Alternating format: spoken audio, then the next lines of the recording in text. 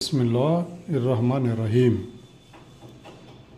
పళ్ళు తోమే పుల్ల అనగా మిస్వాక్ గురించి ఇప్పటికే 2 హదీసులు పెట్టాను. 3వ హదీసులో ఎలా ఉందంటే,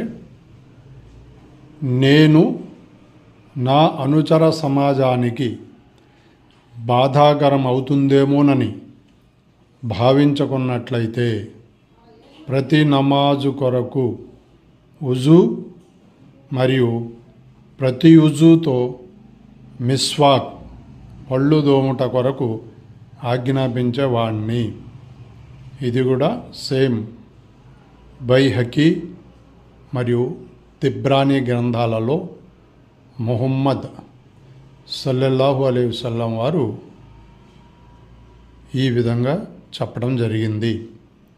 ఆ గ్రంథాలను సేకరించి మీకు వినిపించడం జరిగింది.